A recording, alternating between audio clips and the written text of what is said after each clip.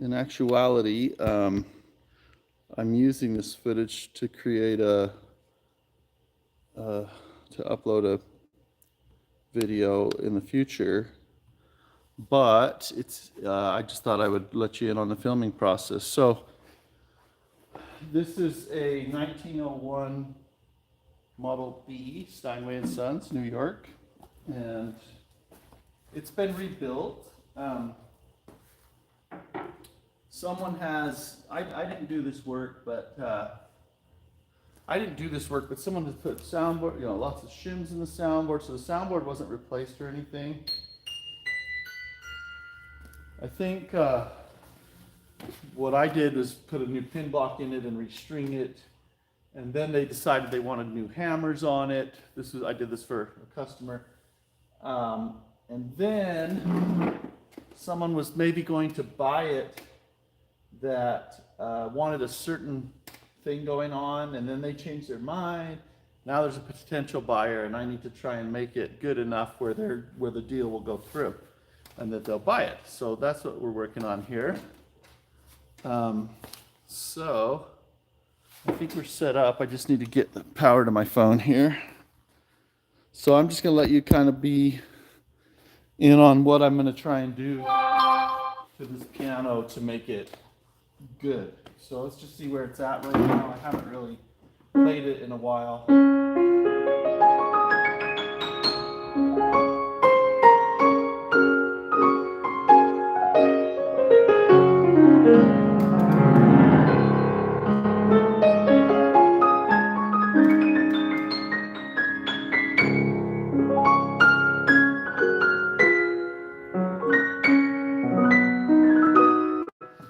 The first thing I noticed is just this note's a little dead. And that one.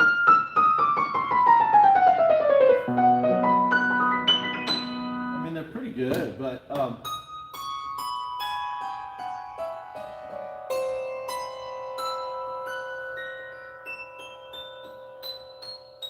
mean, it's got pretty good sound actually.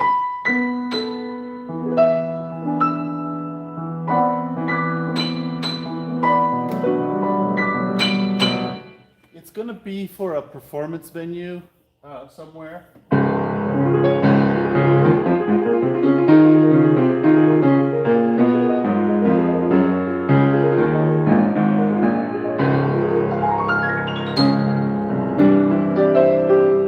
only other thing that bothers me is maybe the key dip is a little bit too deep. Okay, and there's not a lot of aftertouch. Not having a ton of aftertouch isn't a big deal, but the fact that the keys go down, they travel a little further, maybe? That's what it feels like to me right now. Anyway, we'll see what's going on.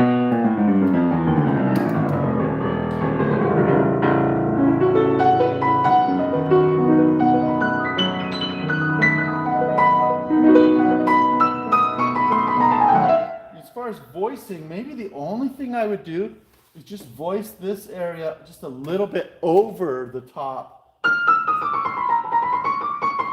Now we're in an environment that typically when I voice in here, when I think it's right in here, it's too much for somewhere else, but I can't play that game. I just need to assume a big space that it's going to go into just in case. Just make sure it's strong enough.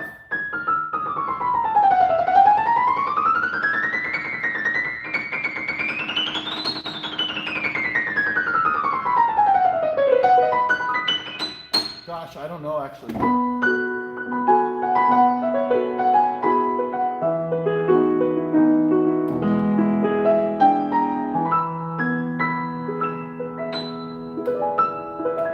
It actually sounds pretty darn good. So I'm not sure why they wanted to check it out. Maybe they just want to make the sale, right? So I'm gonna go ahead and see where our regulation's at.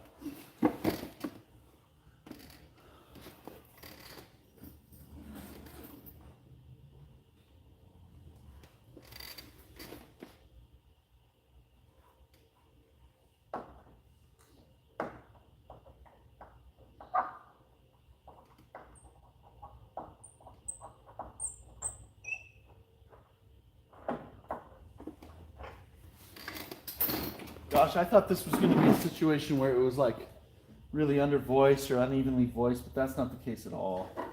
It's actually prepped really, really well already as it is. I think they've just need to find the right buyer. So, you know, maybe some things in the touch might help it feel a little better. Like maybe what I'm noticing might, if I address that, might make just the difference to make someone feel more comfortable when they try it out. We'll find out here. Let's see. So what I'm going to look at first is how far the keys are going down and whether or not if I make that more, if I minimize that a little bit, if it's going to feel good still. So.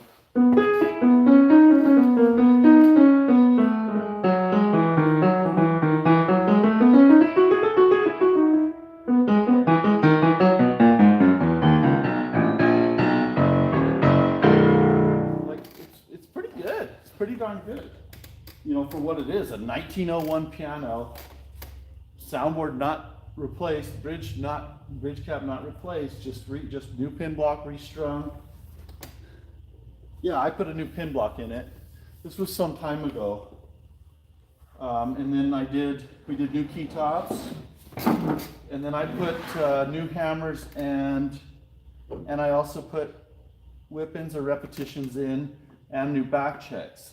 So the action's, you know, it feels pretty good, but you know, I get on different kicks regulating, or you know, I'm always learning and trying to how to make a piano feel kind of addicting to play. So we'll see where it's at. So here's a Steinway dim block that's the what do you call it? The spec, and it's definitely on the deeper side. So let's find out if we change the dip and regulate it accordingly, if it feels better to us. We might want to voice it up at that point, because if we decrease the distance that the keys can go down, means we're also going to decrease the distance that the hammer's going to travel up to the strings to compensate for the less movement in the key here. And that also means the pianist can't produce as high a velocity in the hammers theoretically as they could if the key dip were deeper and so on. So we just have to see. I might end up wanting to voice it up after we regulate it differently. That's one of the reasons why, you know, all these adjustments on the piano, they can't really be totally isolated. I'm going to voice, I'm going to regulate, I'm going to tune, because they all affect the perception of the pianist in different ways. So let's check this out.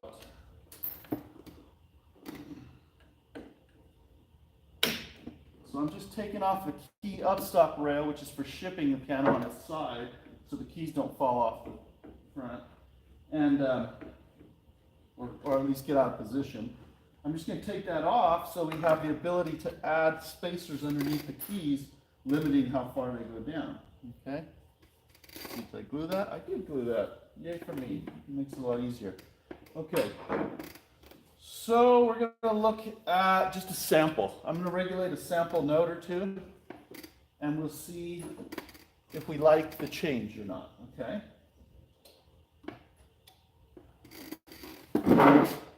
So first thing I'm going to do is kind of get the action where it's going to be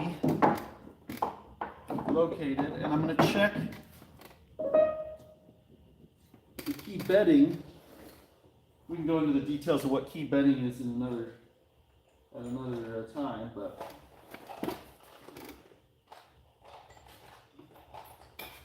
I'm going to just make sure the bedding is where I want.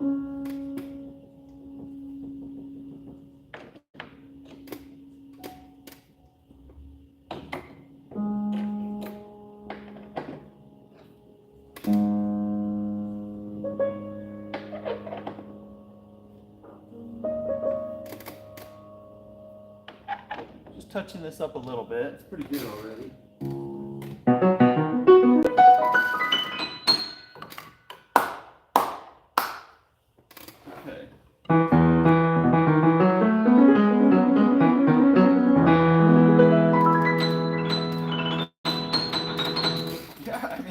sounds pretty good.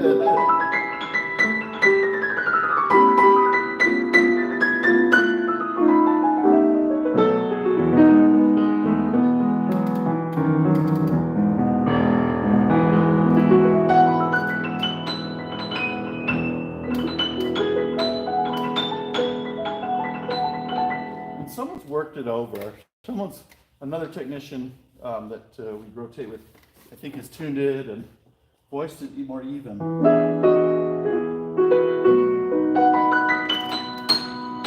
Okay, so on to changing the key dip. Let me go get a supply from my car.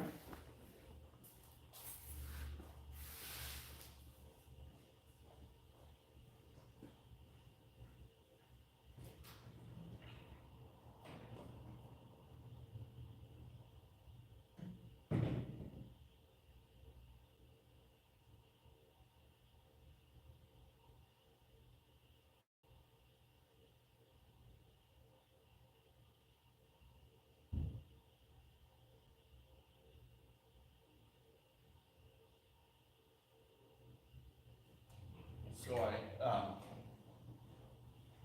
I just brought what I thought just in case I might need, and it turns out that I brought exactly what I need here today, which is some front rail punchings and my tools to change key dip. Okay. So I'm gonna try and I'm gonna decrease the dip. The Steinway spec for how far a key travels, there's some tolerance there and some leeway for judgment, and you got to make it work in the end. But the general spec for the Grands is 400 thousandths of an inch currently, and this is probably more like 430, 420. So let's see if that's right. If that's right, if what I'm saying is, yeah, I think so. So if it really is 430, if I put 3 of these blue punchings in there, these are 10 thousandths a piece, that will decrease the dip to what I like to call a hard 400 thousandths. That means even if you push the key kind of firmly and the cloth bushing under here squishes a little bit, it's still going to read close to 400 thousandths. So a hard 400 thousandths, which is, that's kind of standard. So we're going to see how that goes.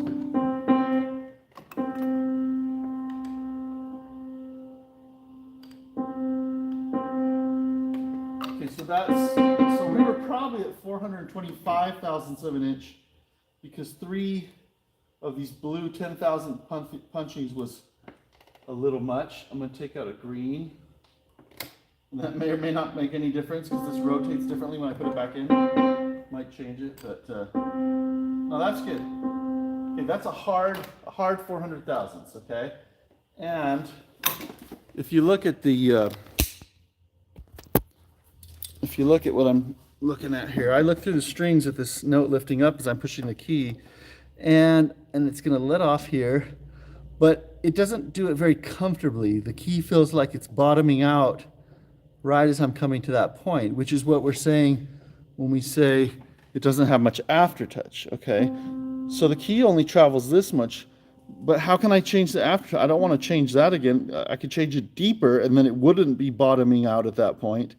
Or I can make the hammer arrive at the string sooner, okay? If I make the hammer arrive at the string a little sooner relative to as this key's going down, then I have some cush room at the bottom of the keystroke, which we call aftertouch, okay? So I'm going to do that. I'm going to raise the hammer. I'm going to do that with a capstan wrench. Actually, I might need, you know what? Dang, I got to go back to the shop and get a tool to regulate this piano because we have capstans that look like this. They don't have holes in them, okay? Your typical capstan wrench looks like this, and that's meant to go into a hole, right? And to turn, boy, I cannot zoom out enough on this. Let's zoom out here a bit. So this capstan wrench is not obviously going to regulate those capstans. I need a different type of tool, which is in the shop currently, which means I need to go on a field trip, stop the stream and restart it again. And then we can regulate this piano. And when we raise those screws right there, those brass screws, that will raise where the hammer here starts. So it'll, instead of looking like this, it'll be like up here or something, okay? And that's where it's going to start when the key is at its starting position, which is going to be up here. So it resets the timing of everything so that the hammer will arrive at the string sooner. I'll have a little more cush room after the hammer has struck the string at the bottom of my keystroke, which typically feels more comfortable than what we have here. So without further ado, I'm going to go get the right tool, stop the stream, I'll start again, and we'll continue filming. Thanks for checking it out. Check it out later if you have time.